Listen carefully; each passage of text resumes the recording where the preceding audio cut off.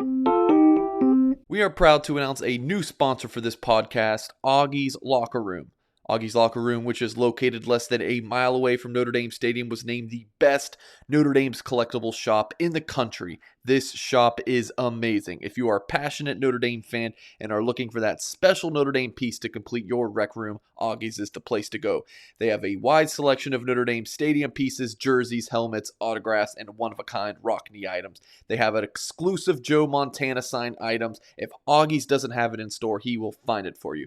Visit augieslockerroom.com or stop in at 1811 South Bend Avenue and see the vintage helmet display dating back to 1890. augieslockerroom.com or call 574-277-NDND. Sportsbeat AM continues with the latest in Notre Dame football recruiting. This is the Blue and Gold Illustrated Recruiting Update with Mike Singer. Always great to talk to Mike about the latest in Notre Dame football recruiting. You can follow him on Twitter at @rivals_Singer, and of course, read all about it at blueandgold.com. Mike, good to be with you. How are you this morning? Doing well, Darren. Appreciate you having me on, man. Thank you, as always. I'm just wondering what you thought of the Irish's performance against Florida State Sunday night. You had a chance to sit down and watch a little football. Hey, man, a win is a win. You bet. That's where I'm at with it. Just, it's week one, escape with a win. Crazy environment, tons of emotions on the Florida State side of things. It wasn't pretty, but heck, I'll take 41-38 on the road at Florida State over 12-7 Louisville game at home like last year, right? I think the defense will figure it out. I think you're really excited with what you see on the offensive side of the ball with Jack Cohn at quarterback. I think the running game, and look, I guess I'm a glass half full kind of guy, but so if you're a glass half empty person, then maybe you're not liking what I'm saying, but that's not my problem. But I think the running game will figure it out. Those running backs are just too darn good. I think the offensive line is still talented. Not too concerned about Blake Fisher's injury. He might miss a game, potentially two. We'll just have to see what Brian Kelly has to say about that on Thursday when he meets with the media. But he should be ready for that Wisconsin game later in September. So I think Notre Dame will figure it out. If it's game 4 and we're seeing these issues, reason for concern, but game 1. And it's nice to correct issues after a victory compared to a loss in week number 1. Yes. You spent some time on the road watching some high school football, checking out some Notre Dame commitments. Mike, what stood out to you? Yeah, so I was in New Jersey. I saw a Don Schuler, class of 2023, safety commit for the Fighting Irish. And then on Saturday, it was Jaden Bellamy and Steve Angeli. Bellamy, a defensive back, and Angeli, the quarterback commit for the Irish, both of those prospects in the 2022 class. So Schuler's game was his team lost 2-0. It was really? Yeah. So it was something I'd never seen before. I've been doing this for almost a decade now, and I've never seen a game like that where it was still really exciting and a fun game to watch, but just no scoring at all by the offenses, just a safety. But Schuler had a nice game, as you can imagine with the 2-0 game, the opposing offense, they could not throw the ball. So Schuler didn't really get many opportunities to show off his coverage skills. But, if you follow me on Twitter at @rivals_Singer, you probably saw my tweet where Schuler came down and just laid the boomstick on this kid. He just flattened a young man. So was still certainly impressed with Schuler. Tackling ability was great. Versatile kid. What he's able to do at safety. Played a little bit of receiver. Heck, he's even the team's holder. On PAT is like the kid can just do a lot of different things, and he's a good leader in the back end. And then as far as the Bergen Catholic game with Angeli and Bellamy, Angeli was absolutely fantastic. 14 of 15, 360 yards and 5 touchdowns. And they were playing against the number 2 team in Delaware, which, I mean, I don't think Delaware football is like anything fantastic, but it's still the second best team in the state. I mean, so they have to be pretty good. And they certainly had a few D1 players as well on that team. So Angeli was outstanding. To start the season, he's 28 of 31 for 555 yards, 7 touchdowns, no picks. Also has a rushing touchdown. And this is the guy who I felt had a really strong offseason, but Rivals dropped him from a 4 to a 3-star for whatever reason. So Angeli is just looking fantastic for a couple games in his senior season.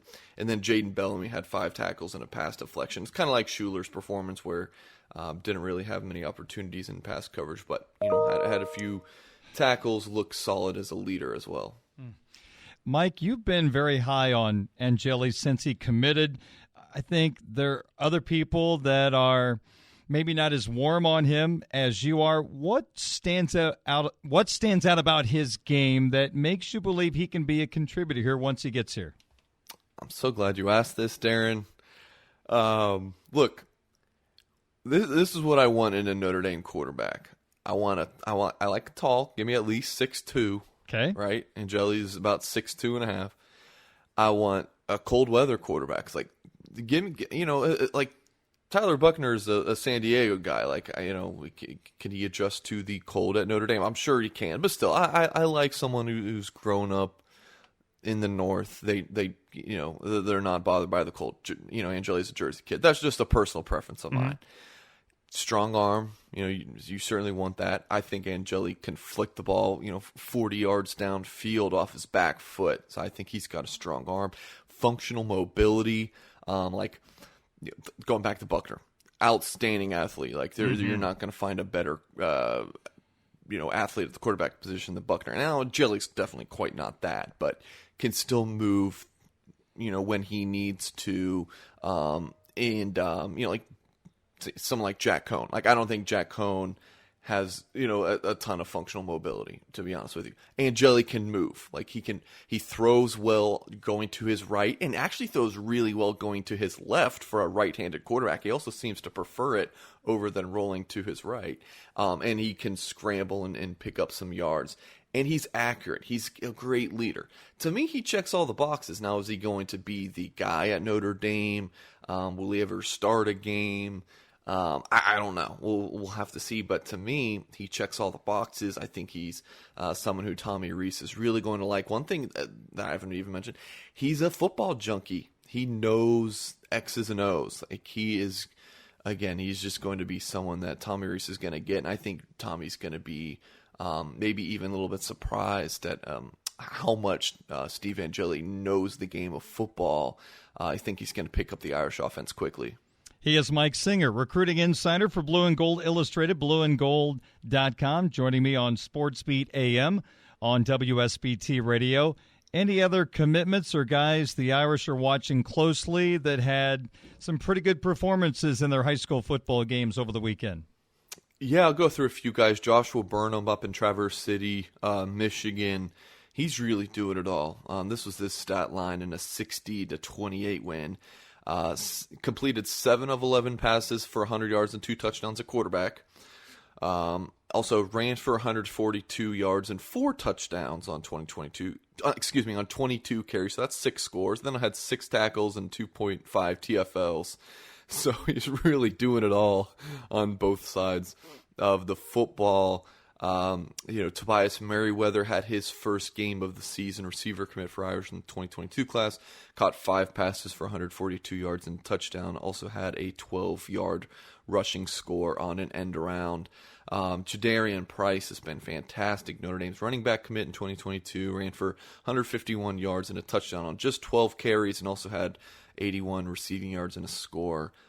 He's got 34 carries for 410 yards and 2 touchdowns through 2 games.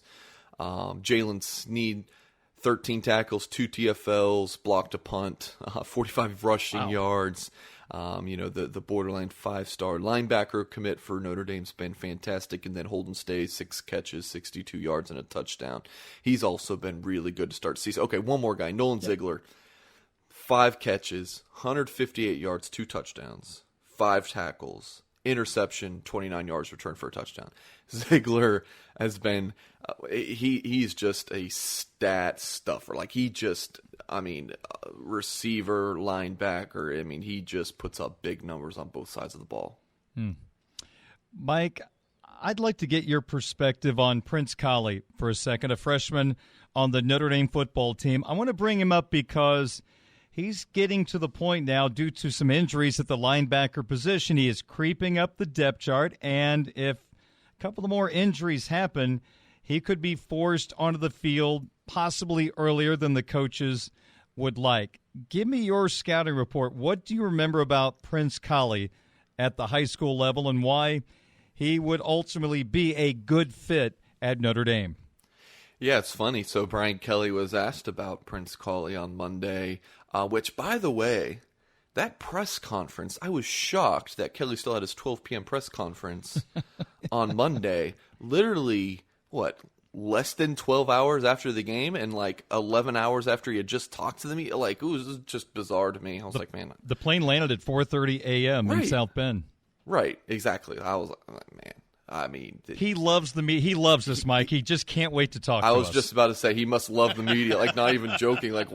I would have canceled that thing or pushed it back to Tuesday, but I digress. So yeah, Kelly kind of seemed like reading in between the lines. I felt like Kelly was kind of like, look, I don't want to have to play Kollie right now, but we might have to. And it's nothing against Collie's talent because he's an absolute freak.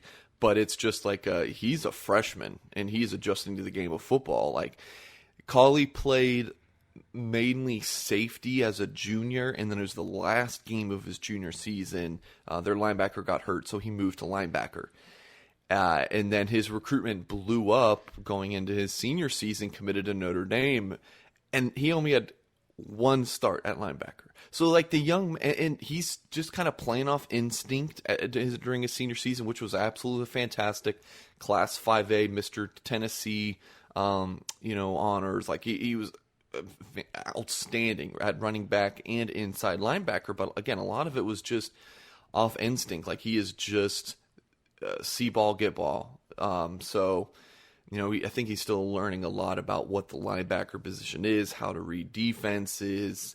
It's a complicated position. So that's kind of my outlook on it. But as far as the physical tools and, what he's going to be, there's just no ceiling for Prince Kollie. I mean, he is a freak of nature.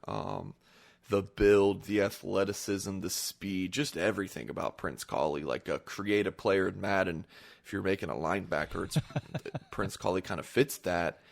He's still just kind of a raw football player right now.